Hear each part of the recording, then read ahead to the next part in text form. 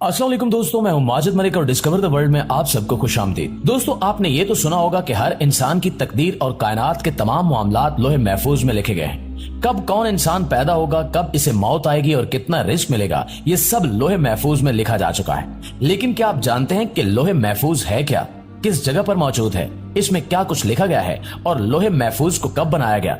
अगर आप नहीं जानते तो ये सब जानने के लिए इस कीमती और मालूमाती वीडियो को शुरू से लेकर आखिर तक जरूर देखिएगा। नाज़रीन ग्रामी, लोहे महफूज अरबी जुबान का लफ्ज है। लो अरबी जुबान में तख्ती को कहते हैं। इसको लोहे महफूज, किताब मुबीन और किताब मकनून भी कहा जाता है, क्योंकि ये शयातीन की पहुंच से दूर और छपी हुई किताब है जिसकी हिफाजत की जाती है। पाक फरिश्ते लोहे महफूज की हिफाजत करते हैं और शयातीन इस तक नहीं पहुंच सकते। लोहे महफूज में जो कुछ लिखा है वो महफूज है, यानी कि इसकी हिफाजत की जाती है और कोई इसमें कोई तब्दीली नहीं कर सकता। शैतान इसके पास नहीं जा सकते, न वहां से कुछ खबर हासिल कर सकते हैं, क्योंकि इसकी हिफाजत बहुत सख्त है।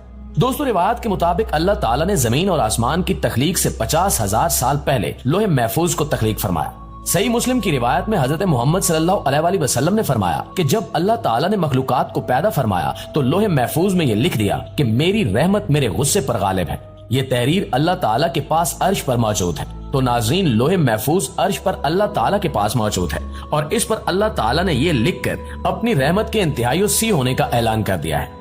हजरत इब्ने अब्बास रज़ियल्लाहु ताला अन्हु से रिवायत है कि अल्लाह ताला ने सबसे पहली चीज लोहे महफूज में ये लिखी कि मैं अल्लाह हूँ, मेरे सिवा कोई इबादत का मुस्तहिक नहीं। मोहम्मद सल्लल्लाहु अलैहि वसल्लम अल्लाह के रसूल हैं, जिसने मेरे फैसले को तस्लीम कर लिया और मेरी नाजिल की हुई मुसीबत पर सब्र किया और मेरी नेमतों का शुक्र अदा किया, तो मैंने इसको सिद्दीक लिखा है और इसको सिद्दीक के साथ उठाऊंगा।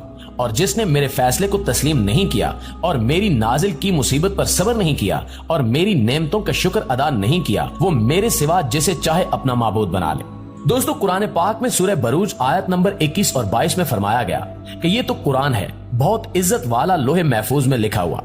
इन आयत से पता लगता है कि कुरान पाक लोहे महफूज में दर्ज है। इसी तरह सूरह ज़ुखरुफ की आयत नंबर 2 से 3 में फरमाया गया कि कसम है इस किताब वाज़े की, हमने इसको बनाया है कुरान अरबी ताकि तुम समझ सको।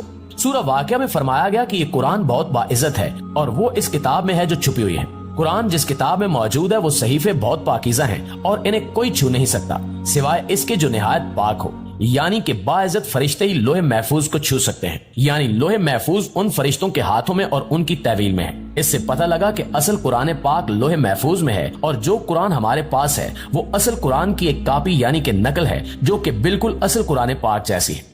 इन आयात से हमें पता लगता है कि असल कुरान पाक लोहे महफूज में है। वो लोहे महफूज में दर्ज किया गया था और इसे दुनिया में हजरत जिब्रील अलैहिस्सलाम के जरिए हजरत मोहम्मद सल्लल्लाहु अलैहि वसल्लम पर नाजिल किया गया। लोहे महफूज पाक मुकर्रम फरिश्तों के हाथों में है और वहां से कुरान पाक हजरत जिब्रील अलैहिस्सलाम के जरिए नाजिल किया गया, जो बहुत ताकत वाले फरिश्ते और फरिश्तों के सरदार हैं। लोहे महफूज के बारे में फरमाया गया कि ये इंतहाई अजीम, बहुत पाक, बुलंद है और उन फरिश्तों के हाथों में है जो निहायत बाइज्जत और ऊंचे दर्जे के हैं। तो ये कलाम पाक यानी कुरान पाक और कायनात के बारे में फैसले असल में फरिश्तों के हाथों में लोहे महफूज में दर्ज है। दोस्तों, रिवायात के मुताबिक लोहे महफूज सफेद मोतियों से बनाई गई है और इसके सफात सुर्ख याकूत से बनाए गए हैं। लोहे महफूज का कलम भी नूर है और इस पर जो तहरीर लिखी जाती है वो भी नूर है। रिवायात के मुताबिक ये भी कहा जाता है कि लोहे महफूज की जिम्मेदारी हजरत इसराफील अलैहिस्सलाम को दी गई है। कायनात का निजाम चलाने वाली अल्लाह ताला की जात है। अल्लाह जो चाहता है वो करता है। अल्लाह किसी चीज का इरादा कर लेता है तो कुन कहता है और वो हो जाता है। कायनात के फैसले अल्लाह ताला करता है और मखलूक को इन फैसलों पर अमल करने के लिए मामूर कर देता है। जिस तरह वही पहुंचाने का काम हजरत जिब्रील अलैहिस्सलाम को दिया गया था।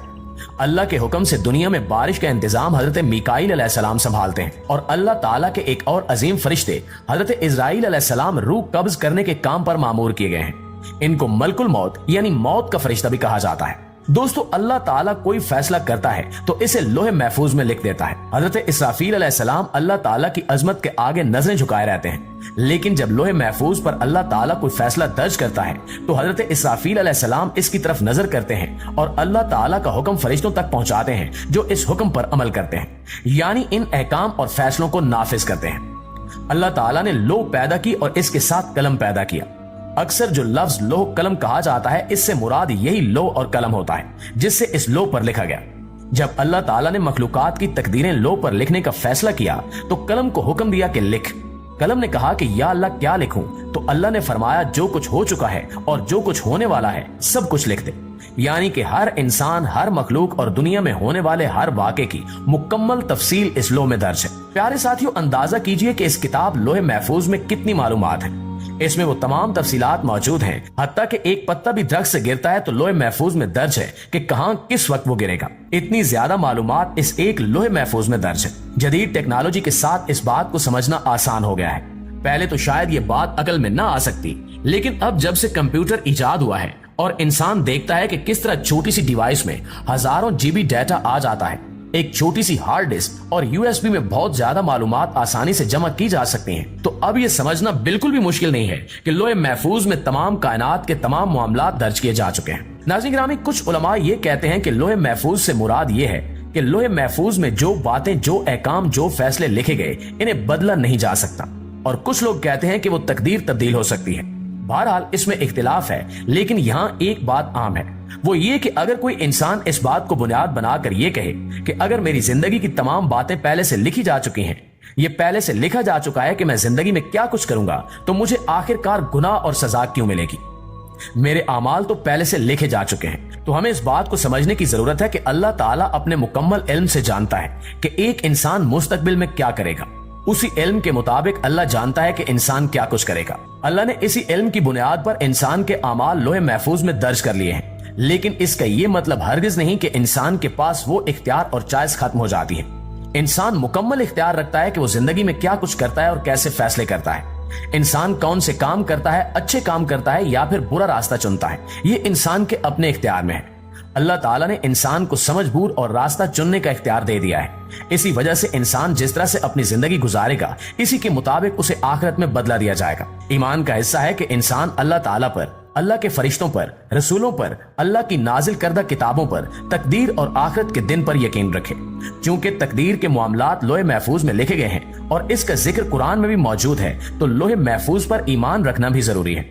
ये लाजमी है कि मुसलमान यकीन रखे कि अल्लाह ताला ने एक किताब लोहे महफूज तैयार कर रखी है, जिसमें कुरान पाक के साथ साथ कायनात की तमाम बातें भी दर्ज की गई हैं और इसकी हिफाजत मुकर्रम और बाइज्जत फरिश्ते करते हैं। इस हवाले से आप दोस्तों की राय क्या कहती है, कमेंट करके हमारे साथ शेयर जरूर कीजिएगा।